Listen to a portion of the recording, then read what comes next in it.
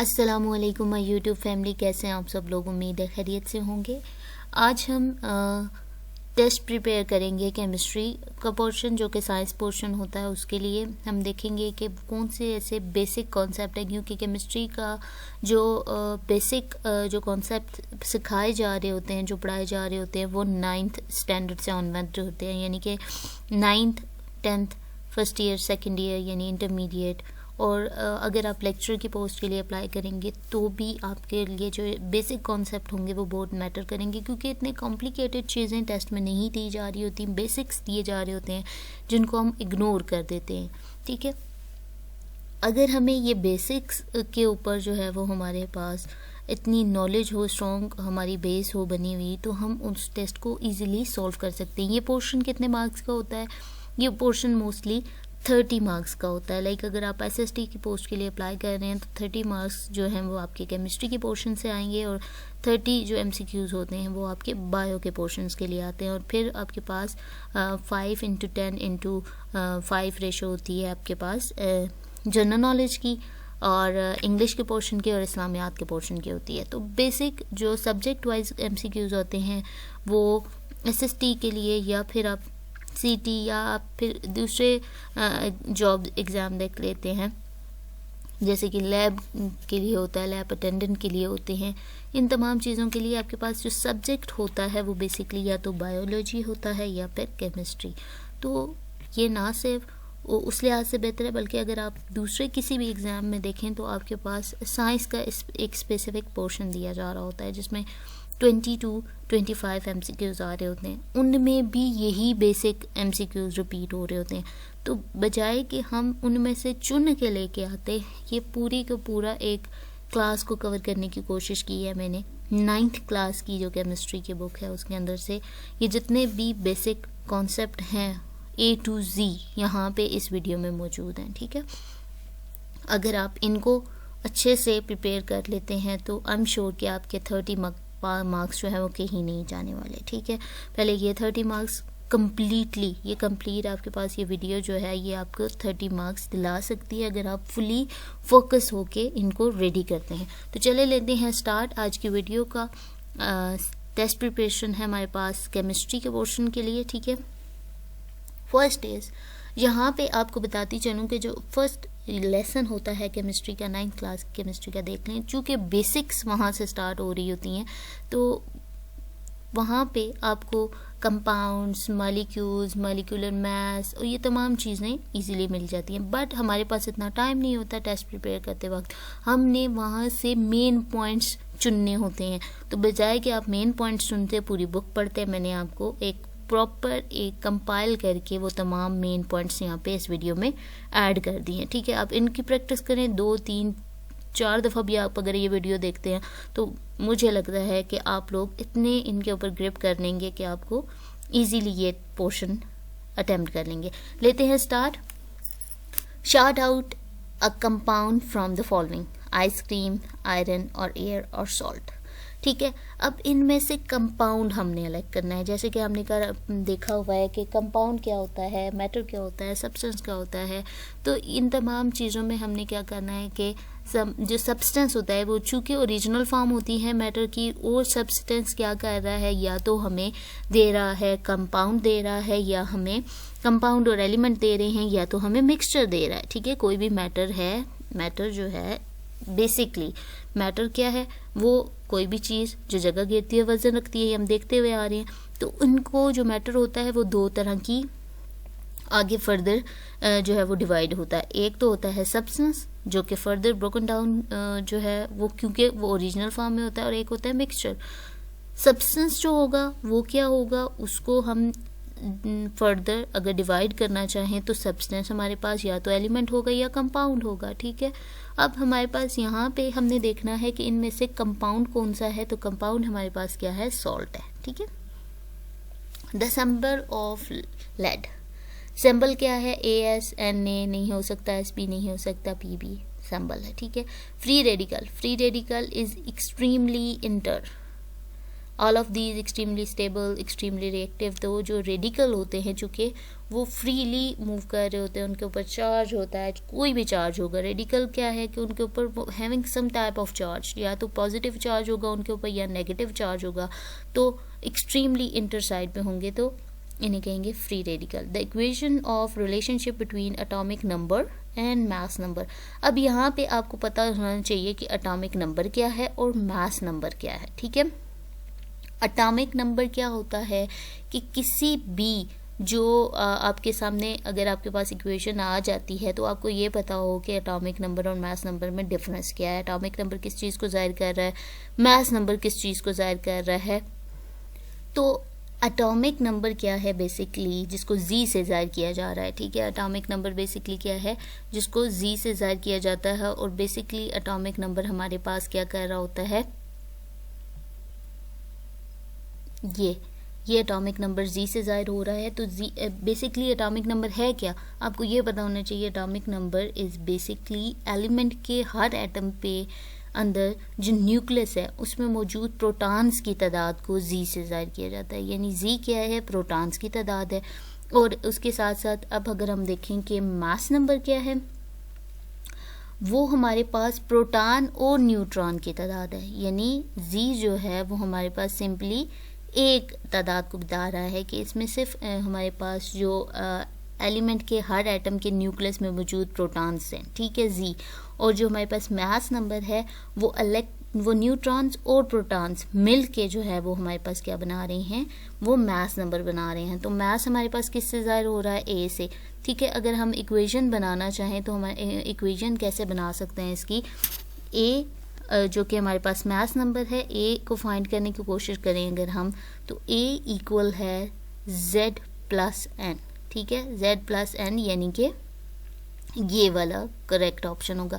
यानी आपके पास क्या है कि बेसिक कॉन्सेप्ट आपके क्लियर होंगे तो आपको ये चीज़ें बिल्कुल मुश्किल नहीं लगेंगी। आपको बिल्कुल यहाँ से कोई भी गैस करने की ज़रूरत नहीं है। आपको प्रॉपर एक जो मेन इसका कॉन्सेप्ट है उसको समझने की ज़रूरत है, ठीक है। इसमें रट्टा मारने की बिल्कुल ज़रूरत नहीं है, ठीक है। हमने कहा रिलेशनशिप है एटॉमिक नंबर का। एटॉमिक नंबर क्या, हमने कहा कि वो किस चीज़ की तादाद है, ज़ाहिरी बात है प्रोटॉन्स की तादाद है।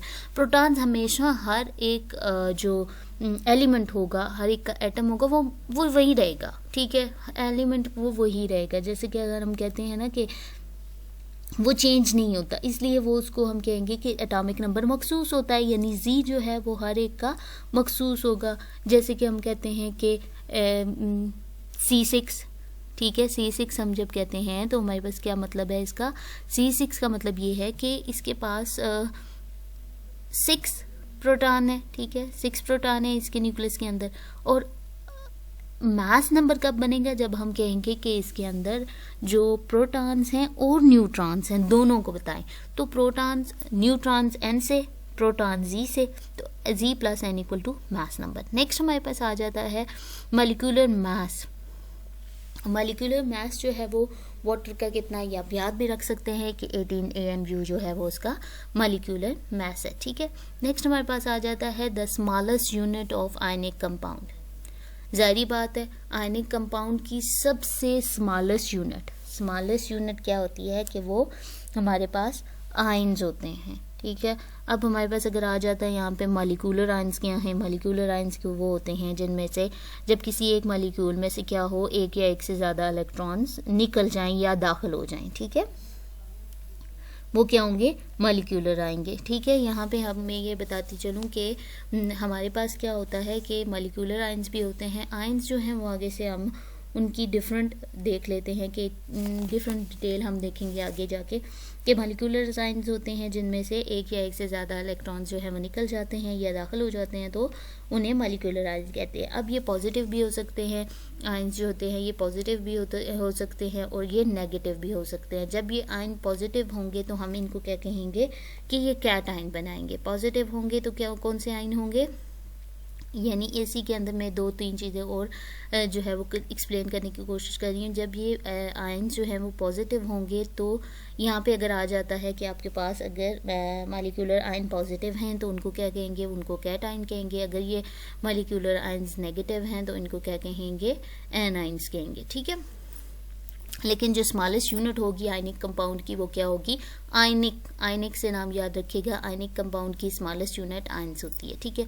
ये आयन पॉजिटिव भी होते हैं और नेगेटिव भी होते हैं। पॉजिटिव होंगे तो कैटायन कहेंगे, नेगेटिव होंगे तो एनायन कहेंगे। It is heterogeneous mixture. Heterogeneous किसे कहते हैं, जिसके अंदर यानी हमने कहा कि होमोजीनियस होता है और हेट्रोजीनियस मिक्सचर होता है। होमोजीनियस होंगे जिसमें सेम होंगी, homo mean same, hetero mean different.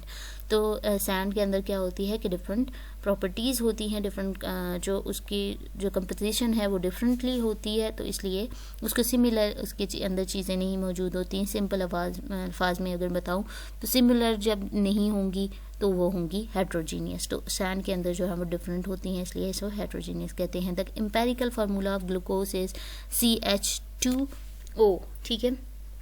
Empirical formula जो है वो ग्लूकोज का क्या है, CH2 है। और इसके साथ साथ अगर हम दूसरे फार्मूलाज देखें इसी के साथ, ग्लूकोज का फार्मूला और मोस्टली क्या होता है, लोग कंफ्यूज हो जाते हैं मॉलिक्यूल एम्पेरिकल फार्मूला के अंदर और मॉलिक्यूलर फार्मूला के अंदर।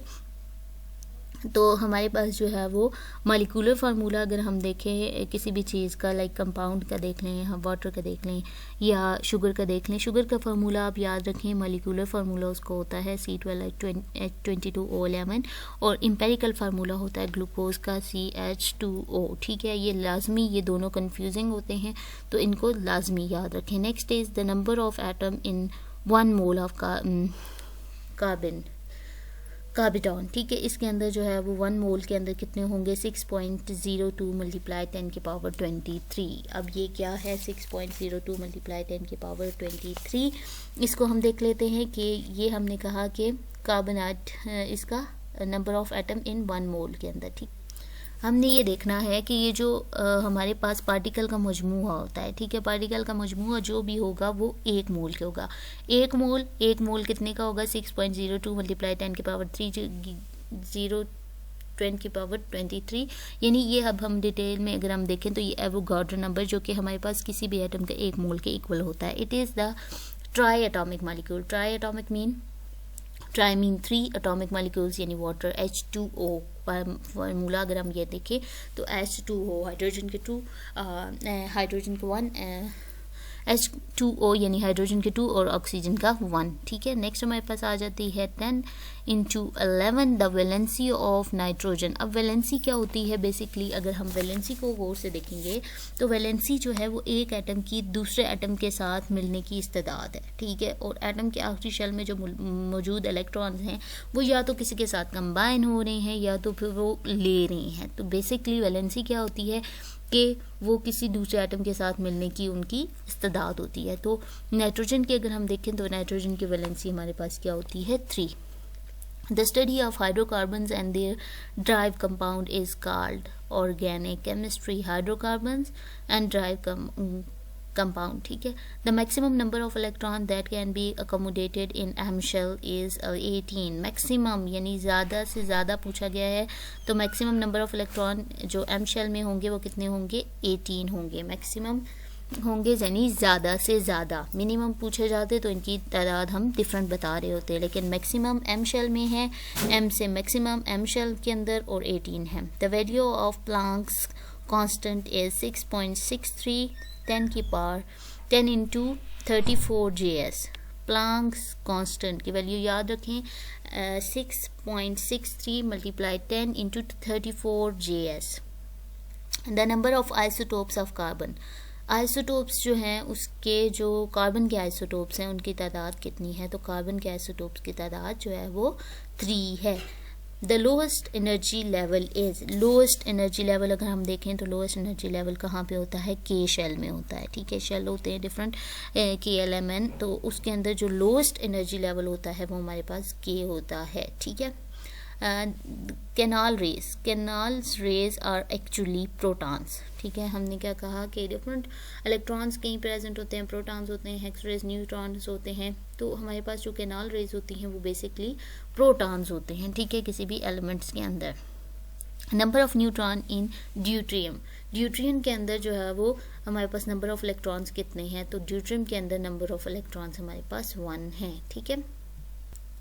नेक्स्ट आ जाता है for diagnosis of goitre is in thyroid gland we use, हम जो गाइटर के डायग्नोज करने के लिए, ठीक है, वो किसकी डेफिशिएंसी से हो सकता है या किस तरह से, वो हमने ऐड के दे दिया है। ये इसकी डिजीज़ है हमारे पास, और ये किसकी जो है वो हमारे पास यूज़ किया जा रहा है। डायग्नोज हम किस तरह से कर रहे होते हैं इसको, थायराइड ग्लैंड को, तो हमारे पास आ जाता है, ये हमारे पास डायग्नोज किया जाता है हमारे पास 1131, ठीक है, यानी आई इंटू 31 को हम जो है वो डायग्नोज करने के लिए यूज़ करते हैं। Next is the isotope of element have different number of electrons, protons and neutrons, यानी आइसोटोप है, यहाँ से आपने क्वेश्चन को दोबारा रीड करना है। आइसोटोप है एलिमेंट का, ठीक है, उसके क्या चीज़ पूछी गई है, डिफरेंट। 3 चीज़ें आप लाजमी जहन में रखा करें कि आपने किस चीज़ के बारे में पूछा गया है, उसकी कौन सी खुसूसियत के बारे में, यानी कौन सी क्वालिटी के बारे में बात की जाती है। आइसोटोप है एलिमेंट की और डिफरेंट नंबर हैं, तो डिफरेंट नंबर किसके होंगे, प्रोटॉन्स और न्यूट्रॉन्स के होंगे। According to Bohr electrons, Bohr के मुताबिक या बोहर का मॉडल जो था उसके मुताबिक electrons can revolve only on this orbit whose angular momentum is NH2 pi है, ठीक है। In a discharge tube, the pressure of a gas is kept in 10⁴ atm, ठीक है। नेक्स्ट हमारे पास आ जाता है neuron was discovered by, neuron किसने डिस्कवर किए थे, तो न्यूरॉन जो है वो डिस्कवर किए थे जेम चैडविक ने। न्यूरॉन किसने डिस्कवर की है, नेम जो है उसका जेम चैडविक है। Cathode rays are actually electrons, cathode rays क्या हैं, एक्चुअली इलेक्ट्रॉन्स हैं। Following are the elements of second period which atom is bigger in size, सबसे ज़्यादा जो है वो Li, यानी हमारे पास इसका जो साइज़ होता है वो सबसे ज़्यादा होता है सेकेंड पीरियड के अंदर, bigger size Li। In a period ionization energy of element is increase, ionization potential energy जो होती है उसकी increase होती है। Second and third period are called normal period, जो सेकेंड एंड थर्ड पीरियड होते हैं प्रोडक्ट टेबल के अंदर उनको नॉर्मल पीरियड कहा जाता है। Which element has highest electronegativity, अब आयोनाइजेशन पोटेंशियल, इलेक्ट्रोनेगेटिविटी, इसके अंदर आपने लाजमी डिफरेंस रखना है कि which element has a highest electronegativity, as is F। Next is हमारे पास आ जाती है the number of electron in the valence shell of alkali metal, alkali metal जितने भी होते हैं उनके अंदर जो वैलेंस शेल के इलेक्ट्रॉन्स होते हैं, ठीक है, वैलेंस शेल के इलेक्ट्रॉन किसके अंदर, अल्कली मेटल के अंदर कितने होते हैं, 1। The number of element in the first period is 2। The number of period in the modern periodic tables, total कितने पीरियड्स हैं, तो हम कहेंगे 7 हैं। The base of modern periodic table is atomic number, यानी अगर हम इसको देखें तो हमारे पास जो इसकी बुनियाद रखी गई मॉडर्न एटॉमिक टेबल की वो कौन सी थी, एटॉमिक नंबर के ऊपर जो है वो उसको डिज़ाइन किया गया। The number of electron in the valence shell of noble gases, कितने होते हैं वैलेंस शेल के अंदर, जो नोबल गैसेस के वैलेंस शेल के अंदर नंबर ऑफ इलेक्ट्रॉन कितने होते हैं, 8। किसके अंदर पूछा गया, वैलेंस शेल के अंदर, नोबल गैसेस के वैलेंस शेल के अंदर नंबर ऑफ इलेक्ट्रॉन कितने होंगे, 8 होंगे, ठीक है। D block consist of 4th, 5th and 6th period, periodic table की बात कर रहे हैं यहाँ पे कि डी ब्लॉक के अंदर डी ब्लॉक किसको कहा जाता है, पीरियोडिक टेबल है, पीरियोडिक टेबल के अंदर डी ब्लॉक जो होता है वो होता है 4th, 5th and 6th period होते हैं, ठीक है। फर्स्ट पीरियड के अंदर नंबर ऑफ इलेक्ट्रॉन्स 1 होंगे, उसके बाद नंबर ऑफ पीरियड कितने हैं, पीरियोडिक टेबल के अंदर 7 है, पीरियोडिक टेबल के अंदर जो हमारे पास पीरियड हैं वो 7 है। उसके बाद हमारे पास ये किसकी बुनियाद किस पे रखी गई, एटॉमिक नंबर पे रखी गई। उसके बाद हमारे पास आ जाती है डी ब्लॉक, किसको कहते हैं, डी ब्लॉक कहते हैं 4th, 5th and 6th period को। नेक्स्ट हमारे पास आ जाती है the element of group 17 are called halogen family. Halogen family periodic table के अंदर किस एलिमेंट को कहा जाता है, जो कि 17 ग्रुप है, 17 ग्रुप को जो है वो हेलोजन फैमिली कहा जाता है। Next is element of group 3 to 12 are called transition element, किसे कहते हैं, ट्रांजिशन एलिमेंट किसे कहते हैं, जो कि हमारे पास 3 to 12 है। ये आप याद कर लें, पेज पे लिख लें कि हमारे पास फर्स्ट जो रो है उसको क्या कहते हैं, सेकंड क्या क्या कहते हैं, कौन सा फर्स्ट पीरियड को क्या कहेंगे, फर्स्ट पीरियड के अंदर कौन से इलेक्ट्रॉन्स होंगे। नेक्स्ट वीडियो में मैं ये चीज़ भी आपको एक प्रॉपरली बता दूंगी। Which has a metallic bond, metallic bond किसके अंदर होता है, तो वो होता है NH के अंदर, ठीक है। यहाँ तक हम जाते हैं। उसके बाद हमारे पास आ जाती है the number of lone pair in the ammonia molecule as 1। Lone pair जो है अमोनिया के अंदर 1 है। Next is which is the polar molecule. Polar molecule जो है वो हमारे पास HCl है, ठीक है। 47 हमारे पास ये है कि T इंटू, ये हमारे पास नंबर है हमारे पास MCQs का, T into K equal to T is 0 degree into 273। यहाँ तक हम करते हैं और इसके बाद हम नेक्स्ट जो है वो नेक्स्ट पार्ट के अंदर जो है वो नेक्स्ट फर्दर कोशिश करेंगे आपको कंप्लीट नहीं तो अगर हम ये पूरा मैं अगर करती हूँ तो आपकी वीडियो जो है थोड़ी सी लंबी हो जाएगी और आप कहेंगे कि बहुत सारा कॉन्सेप्ट जो है वो एक दफ़ा देने की कोशिश कर दी इसने। तो कोशिश कीजिएगा अगर आप इस वीडियो को देख रहे हैं तो इसको रिपीट कीजिएगा, इसकी प्रैक्टिस कीजिएगा, इसको समझने की कोशिश कीजिएगा, रट्टा बिल्कुल नहीं लगाइएगा क्योंकि कंफ्यूज हो जाएंगे उस वक्त। और अगर आप इस चैनल पे नहीं हैं तो इस चैनल को सब्सक्राइब कीजिएगा ताकि आपको फर्दर जो सेकंड पार्ट थर्ड पार्ट किसी भी वीडियो के होते हैं उनको आपको देख के अच्छे से उसको कॉन्सेप्ट समझने की कोशिश कीजिएगा, ठीक है। बेल आइकन को प्रेस कर दें ताकि आने वाली वीडियोस की अपडेट आप तक पहुंचती रहें। Stay connected. अल्लाह ने के बान। Thanks for watching.